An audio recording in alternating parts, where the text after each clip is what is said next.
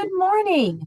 Welcome to another edition of United Way for Southeastern Michigan's What's the Word Wednesday, where we share important resources and have vibrant discussions about the topics that matter to you. My name is DeAndrea Rogers, and I go by Dee Dee. And welcome to our first ever community reading event. Today, we welcome adults and children to read along with our community storytellers as they read and share more about their work and organization. A few reminders for today's discussion. We hope to have time for a few questions from the audience, so please put your questions in the chat box on Zoom or into the comment section if you're watching on Facebook. Closed captions are enabled in Zoom and Facebook Live. To turn them on, please click on the Show Captions button at the bottom of your screen. At United Way for Southeastern Michigan, we know just how important literacy and education are within our communities. We welcome our audiences to embrace your inner child and engage your imagination as our amazing storytellers and educators read The Walk, A Stroll to the Pole by Winsome Bingham. I'd like to introduce you to our storytellers for today. So first up, we have Kallista Marie. She is the founder and executive director of our community reads. Known affectionately as Miss K by the families and students she serves in Ypsilanti. Kallista is on a mission to create safe and empowering spaces for the Black children to thrive while disrupting the harmful notions that often inch their way into the psyche of our families. Through her innovative programs such as Queen's Club, Pharaoh's Club, Village Blueprint, Books and Brews events, and Silent Book Club, she is planting seeds of possibilities in the hearts and minds of the youth and inner child of adults in the 48197 and the 48198 zip codes and beyond. Kallista firmly believes that a community that reads together can grow together, a message she has had the privilege of sharing with students at Stanford University and Eastern Michigan. Anthony Morgan. Anthony Morgan is a man of many skill sets and talents, and he lends to the purposes, practices, and passions of people seeking to be change agents. Anthony has spent time as an educator and worked in several capacities within educational institutions, as he has served as a mentor, a coach, and youth specialist. He was a former city councilman for the city of Ypsilanti.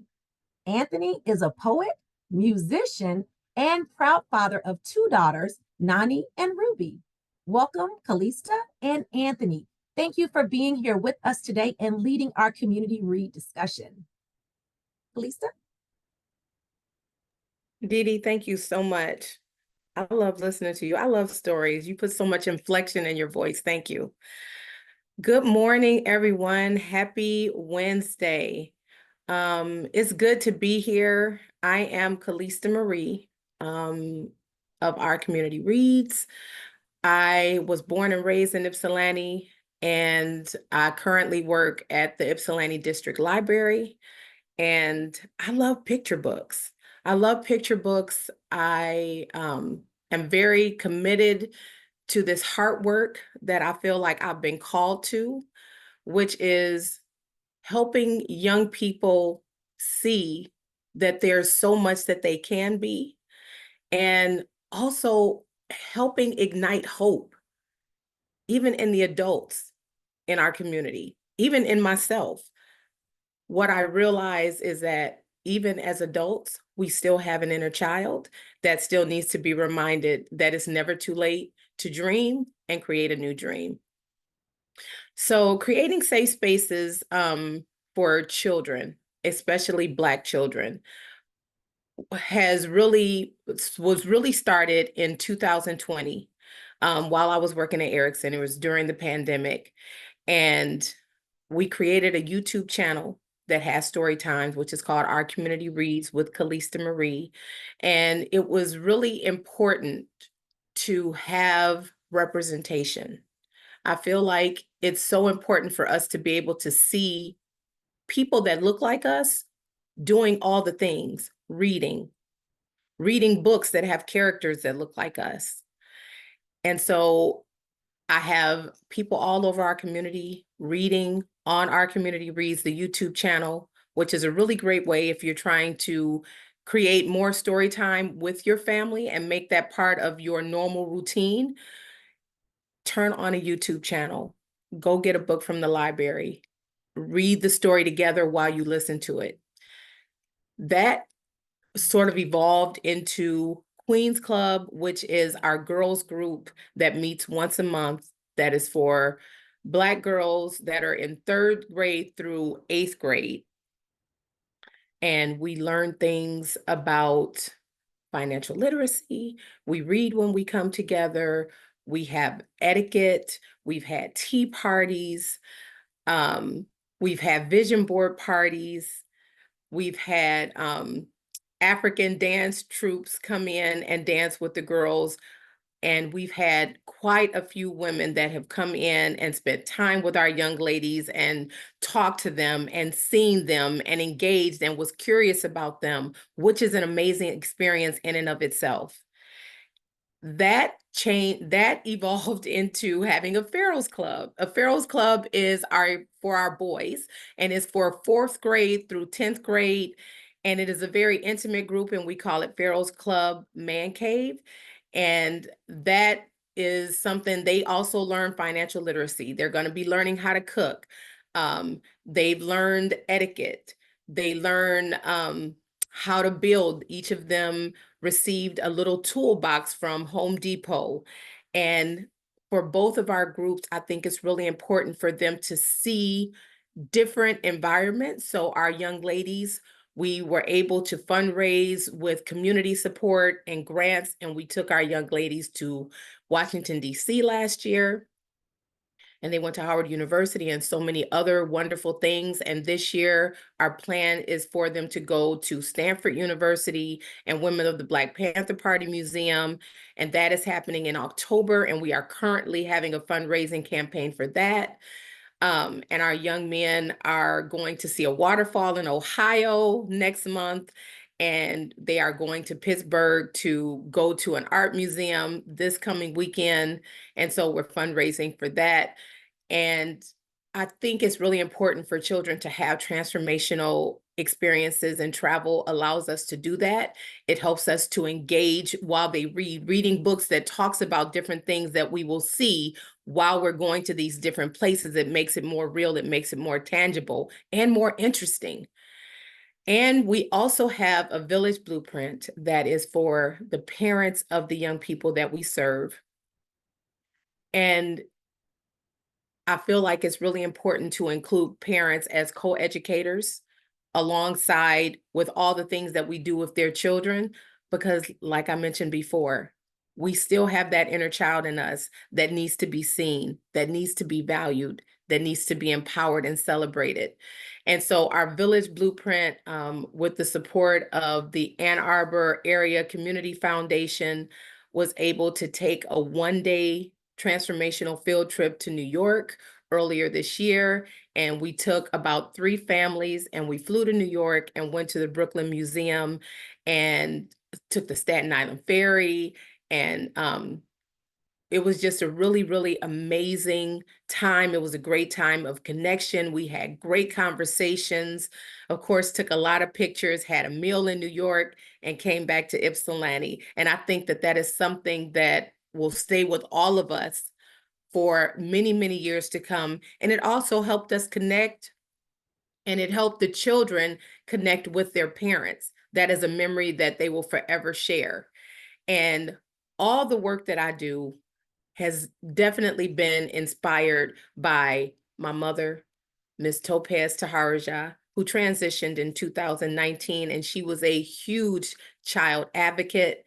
And she was very much all about going places and talking and having different experiences. And she lived her life that way. And I was honored to actually be able to see it and have a front row seat in her life.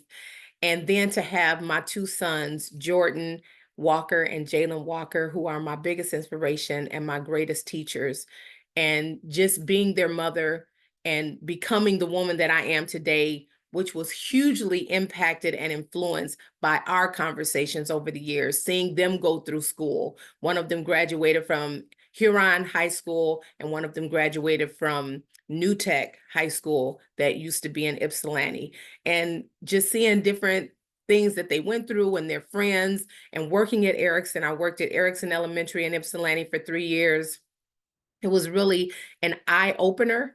And I really feel like it's going to take parents and educators and the community to come together, read with our children, let them see that literacy is important, and make it engaging.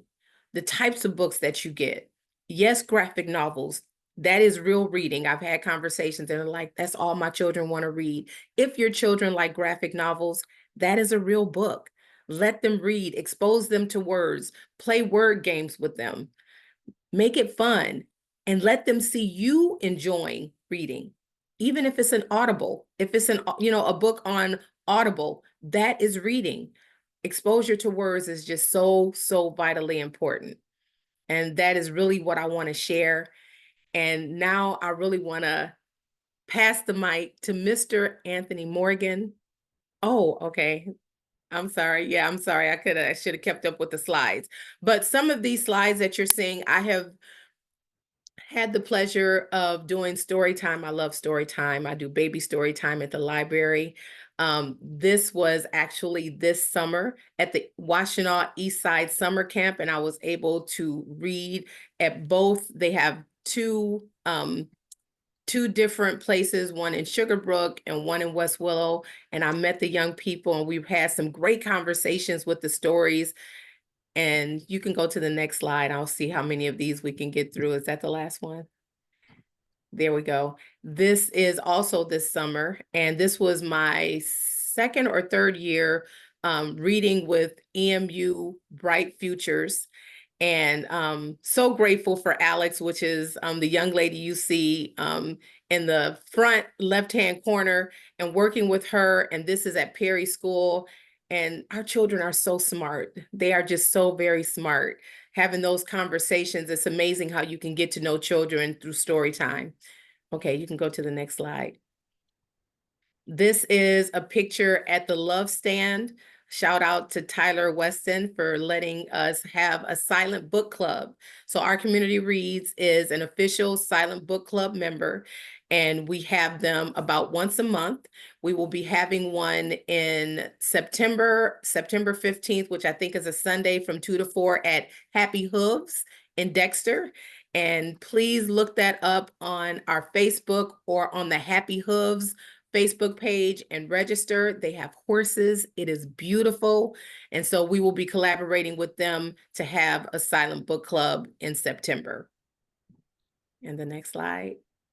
And this was one of those mind-blowing experiences where my friend Patricia, who you see to my right, invited us to Stanford University, and we had an adult story time on Stanford University's campus.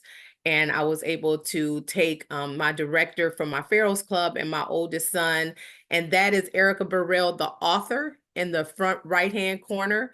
And that is her book, What Would the World Be Without Black People? And she has a whole series of books. Definitely look into her book library and read. Enjoy story time, not only for your children, but for yourself. Thank you so much.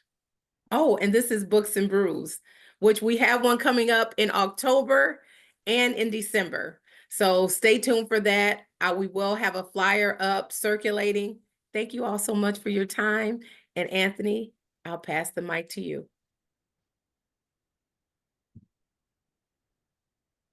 Thank you, Kallista.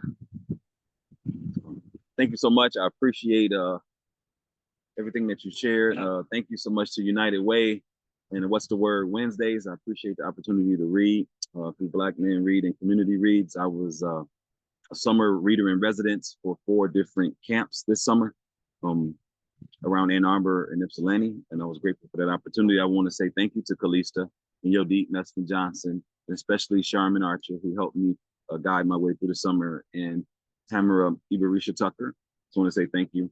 I am a former city council member. I'm a former Head Start, Washington County Head Start policy chair, and working with young people in education. So it's right up my alley to get an opportunity to read this book we're reading called The Walk, A Stroll to the Polls, and community engagement, political action, and social justice are right up my alley, and these are all in line. So please sit back, relax. I'm gonna do my best to hold the book up so you can see it as I go through it, some parts, but relax, cross your ankles. This is The Walk, written by Winsome Bingham and illustrated by E.B. Lewis.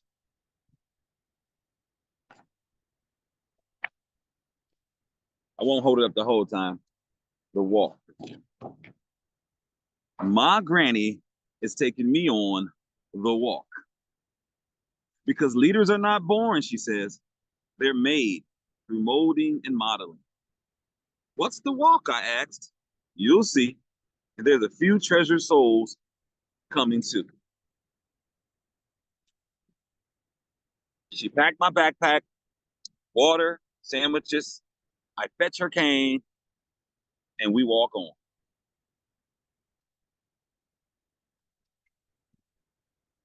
We stop around the corner. Are we here? I ask. Not yet. A woman pushes a walker down the driveway. Ready? Granny asks. Every time I take this walk, the woman says, I feel like it's 1972 all over again. I shut the gate and we walk on. Red, white, blue swirls in the cylinder. Granny smushes her face against the big window. Tap, tap, tap. She raises her right thumb. So we here? I asked. A wave of men stroll outside. They're prepared and waiting. Ready? Granny asks. Yes, ma'am. The man flips the close sign. You know, I thought after 2008, I could skip a few of these walks, but I see we need them more than ever. You're right about that, Granny says. Now let's collect the rest of these treasured souls, and we walk on. We stop at Mrs. Wong's. Tap, tap, tap. We here now? Finally, I say. Hello, everyone, Mrs. Wong says. This is my granddaughter. Say hello, Manny. Manny waves and smiles. I wave and smile back. Mrs. Wong holds Granny's hand. Manny holds my hand, and we walk on. More stops, blocks and boulevards, circles, courts, cul-de-sacs, and the Catholic church on the corner. Me doing the smushing, me doing the tap, tap, tap.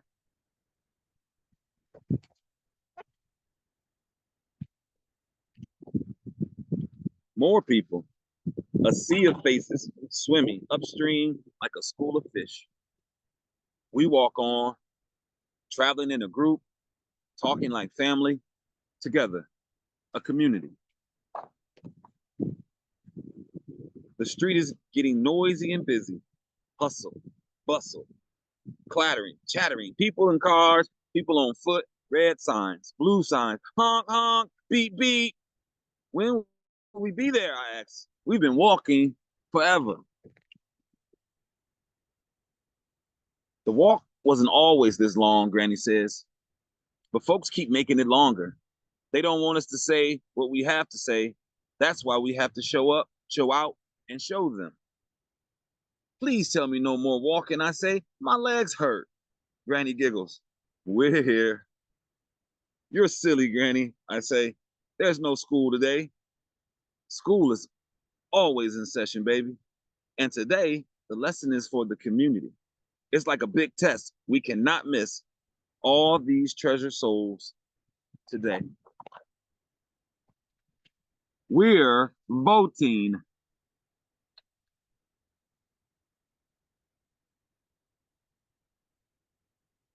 Your school is our poll site. It's where we come to vote. I walk with Granny into the booth. Why do people vote? I asked. For hope, baby. Granny says, for hope. Also, you know how me and your mama teach you to speak up? I nod. Well, voting is how grown folks speak up. It's how we stand up and say what's on our minds. I stand on my tippy toes reading the names and watch Granny black out the bubbles and drop the ballot in the box. When she's done, we both get a sticker. I voted.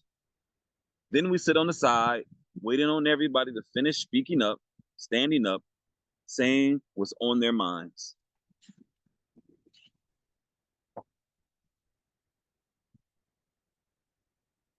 And when they come out again, we head back up the street, back to where we came from, our sea of faces dwindling until it's me and Granny and the lady with the walker.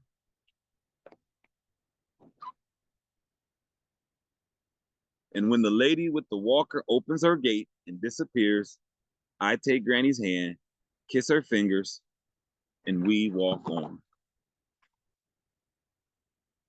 And we walk on. Winsome Bingham. And I just want to say, with this book being near and dear to me, I'm here because of the love of family, the love of children, the love of literacy. And I do a Democracy I Do program where it's helping young people and adults alike getting committed to the activism of democracy, which voting is one of the 12 steps. One of the ways that we can ensure that we stand up, lift our voice, and be counted. So I appreciate the people on the call. Thank you, United Way. What's the word Wednesday? The word this Wednesday was we walk. So I appreciate Black Men Read, Community Reads for allowing me to be on this. Thank you, Shayla, and thank you, Didi. And thank you, everyone else who allowed this to happen. Wow. Thank you. Thank you. Thank you so much for reading that. As I was reading that, it was resonating with me. Just hang on. Technical difficulty. Can you hear me? Can you hear me? Yes. Okay, good. Sorry about that. I was just saying how much this resonated with me, and I'm sure a lot of other listeners. Just all of this, it just reminds me of those times with my own mother and grandmother and just those same conversations. One of the things that it said was school is always in session. That is so powerful.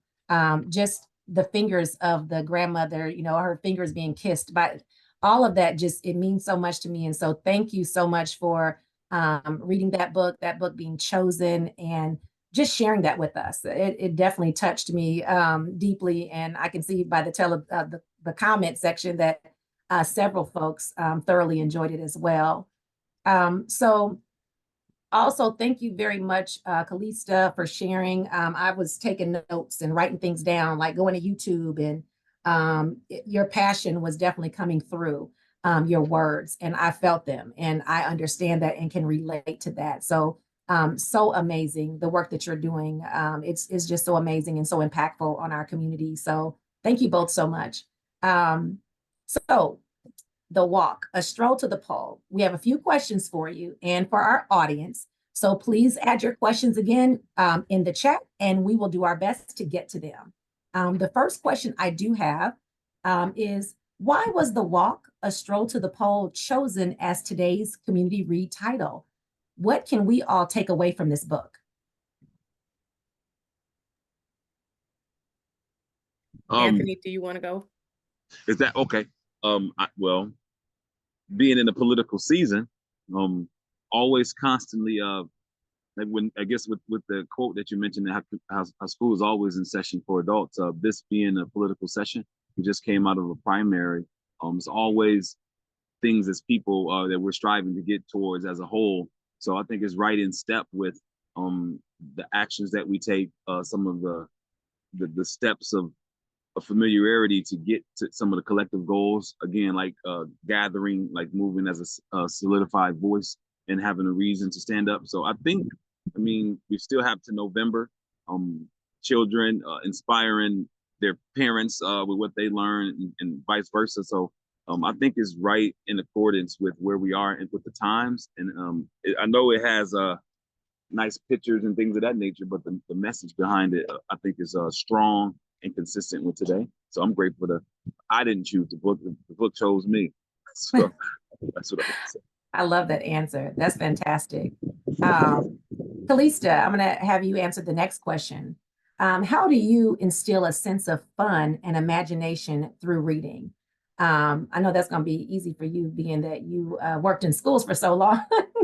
And how can this be done for both children and their families? You kind of spoke to this a little bit more, but if you could go a little deeper. That is such a good question. One of the things is I personally love picture books. Let's start there. When I pick books, I always pay attention to how it feels when I'm reading it. When something excites you, it almost flows out of you, bubbles over when you're talking to someone about it, right? If you love shoes, if somebody gives you an ear and takes you to a shoe store, you're gonna be like, oh, did you, girl, did you see those heels? Did you see those heels though? And I know exactly what outfit I can wear, what, and I got the earrings and everything. They didn't ask you. They don't even really care. But you're so passionate about it, you can't help yourself, right? So when you pick a book, it's so important to pick a book that you as the adult enjoy too. I think even me as a mom, there's been so many times in my life where I was so busy that school is always in session and I have a Black child and I want them to be prepared and I don't want them to deal with pain and I want them to be safe. We're always trying to think, we're always in survival mode, right? So making that shift to joy has been transformational for me.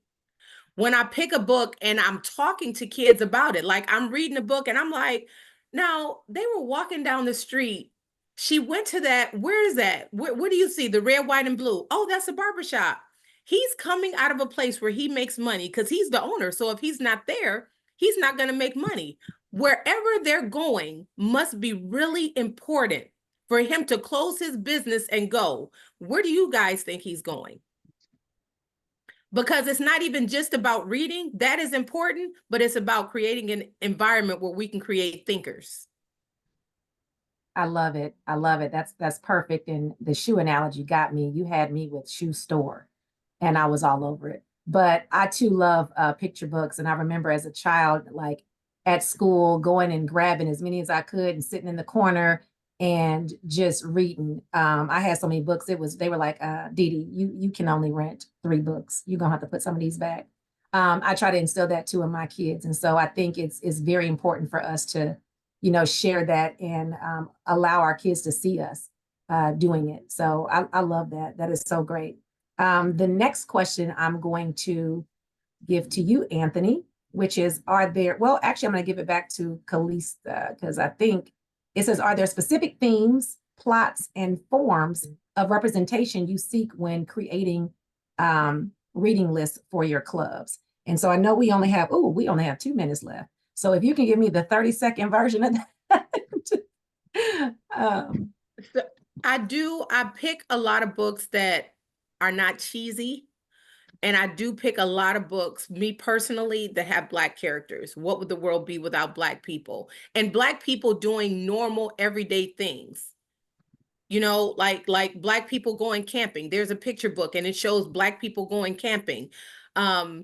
Shows our history, shows positive words, things that are funny, but it has Black people. It doesn't always have to have just that, but showing the different ways that Black people show up in the world. And then also just goofy books. Sometimes books that start from the back and go to the front. Anything that will help me laugh and enjoy the book. And then to help me build that bridge between me and my audience, whether it's families or children. I love it. I love it. Thank you both so much again for being here with us today. Thank you, everyone, for joining us and reading with us today.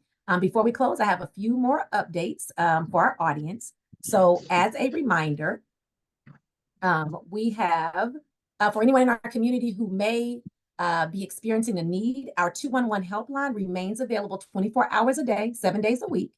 And this includes resources like food, utility assistance, and more. We always maintain a running list of services in the community and can connect you to those supports that you need. And you can also look up resources in your area by using our 211 resources database at unitedwayscm.org/211. And that will be in the chat. Reunited would like to support, would like for you to support your local students returning to school this fall while getting active. Join us for the Run United virtual marathon now to September the 13th as we run, walk, or roll 26.2 miles while raising funds for students this fall. Run United is open to all ages and abilities. To register, please visit unitedwayscm.org/Run United. Washtenaw United, if you're a podcast fan, I'd encourage you to check out our Washtenaw United weekly radio segment on WEMU. This partnership features the leaders and organizations who are creating opportunity and promoting equity in Washtenaw County. Listen to Black business owners, Khadijah Wallace of Joyful Treats Community Development Corp. talk about providing an equitable training to BIPOC youth in food entrepreneurship. Next town hall, be sure to tune in for more town halls coming up. To stay updated on our upcoming topics and watch replays of previous town halls, please visit unitedwayscm.org/virtual town halls. Thank you, everyone. We will see you soon, and stay safe and continue to live united. Thank you. Thank you.